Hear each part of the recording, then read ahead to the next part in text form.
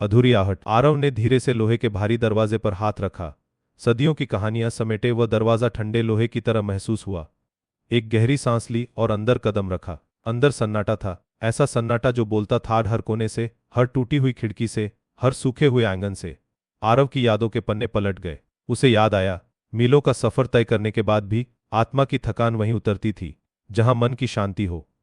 और मन की शांति उसे यहां मीर के मकान की गली के कोने पर मिली चाय की दुकान पर ही मिलती थी। वह पुरानी चाय की दुकान जो आज भी अपने उसी मिजाज में कायम थी, जहां काली मिर्च और अदरक की खुशबू हवा में घुली रहती थी। चाय की दुकान पर वही पुराने चेहरे थे, पर कुछ नए भी जुड़ गए थे।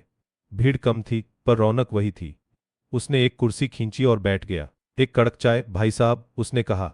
आवाज में बरसों की दूरी और थकान घुली थी। चाय की चुस्कियों के साथ उसकी आंखें अनजाने ही उस गली की ओर मुड़ गईं जहां मीर का घर था।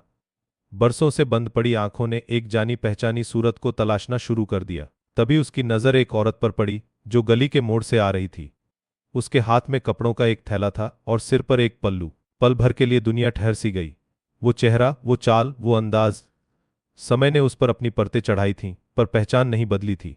मीर की आंखों में भी वही सवाल, वही अचरज और वही बरसों पुरानी पहचान तैर गई। एक पल के लिए दोनों ठहर गए, जैसे दो लहरें वर्षों बाद किनारे पर आ टकराई हों।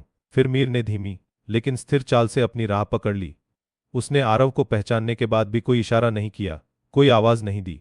बस एक पल की नजर जो सब कुछ कह गई। आरव की चाय ठंडी हो गई थी। उसके होंठों पर एक कड़वी मुस्कान तैर गई। बरसों बाद मीर उतनी ही संयमित, उतनी ही रहस्यमयी थी जितनी पहले थी। उस रात आरव की नींदों में पुराने ख्वाबों ने दस्तक दी। वो दिन जब रोशनगढ़ की गलियों में उनका बेपरवाह प्यार परवान चढ़ा था। मीरा 15 साल की उम्र में आंगन में रंगोली बनाती हुई उसकी ओर चोरी चोरी देखती थी। उसकी सादगी और उसकी हंसी जैसे किसी झरने का कलकल करती धुन। आरव जो उस वक्त शहर में पढ़ने जाता था, हर छुट्टी में उसी गली से गुजरता, बस एक झलक पाने को। एक दिन बारिश में वे दोनों आंगन में आमने सामने खड़े थे।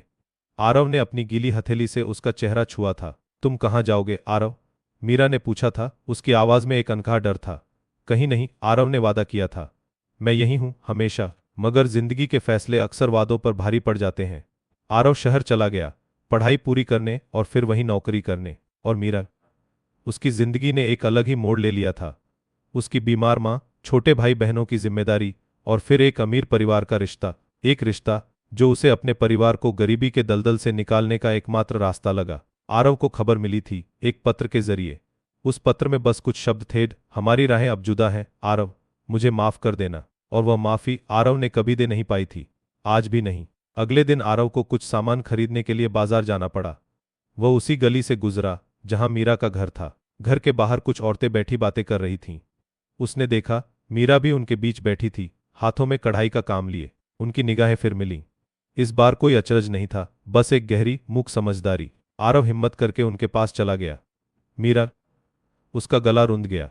आरव, मीरा ने धीमे से कहा। उसकी आवाज में एक हल्की सी कंपन थी। कैसे हो? उनकी बातें औपचारिक थीं, दुनियादारी की।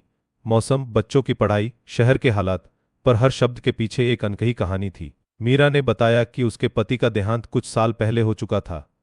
वो अब अपने बच्चों और इस कढ़ाई के काम के सहारे जिंदगी गुजार रही थी। मुझे अफसोस है, आरव ने कहा। मुझे पता नहीं था। कोई बात नहीं आरव, मीरा ने कहा। जिंदगी है, चलती रहती है। लेकिन आरव जानता था, हर चलती हुई चीज अपना निशान छोड़ जाती है, जैसे उनके दिलों पर उनके बीते हुए कल का निशान। कुछ दिन और गुजर गए। आरव ने हवेली की मरम्मत का काम शुरू करवा दिया। मजदूर आते जाते, धूल उड़ती फिर बैठ जाती। एक शाम आरव हवेली की छत पर बैठा था। सूरज डूब रहा था, नारंगी रंग आसमान पर फैल रहा था। तभी मीरा वहां आई। हाथ में 2 कप चाय थे। बिना कुछ कहे वह उसके पास आकर बैठ गई। मुझे लगा तुम्हें चाय की जरूरत होगी, उसने कहा। आवाज में अब वो ठहराव नहीं था जो बाजार में था। तुमने क्यों नहीं बताया मीरा, उस वक्त? आरव ने पूछा। उसकी आवाज में बरसों का दर्द भरा था। मीरा ने दूर क्षितिज पर अपनी नजरें टिका दी।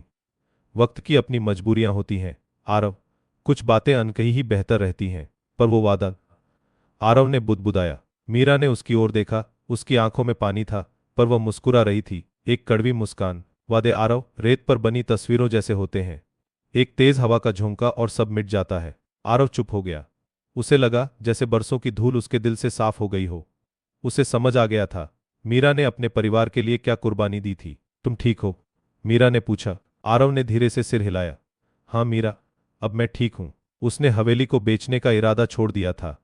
यह सिर्फ एक पुरानी इमारत नहीं थी, यह उनके अधूरे प्यार की एक जीती जागती निशानी थी। और शायद इसी हवेली की मरम्मत करते करते अपने अतीत के जख्मों पर भी वह मरहम लगा पाएगा। मीर ने उसे जाते हुए देखा। उसकी आंखों में अब कोई अफसोस नहीं था, बस एक गहरी शांत तृप्ति थी। अधूरी आटें कभी कभी पूरी कहानियों से ज्यादा गहरे निशान छोड़ जाती हैं। और कुछ निशान मिटते नहीं, बस अपनी जगह बदल लेते हैं। आपको यह कहानी कैसी लगी हमें कमेंट्स में बताएं और चैनल को सब्सक्राइब करना न भूलें।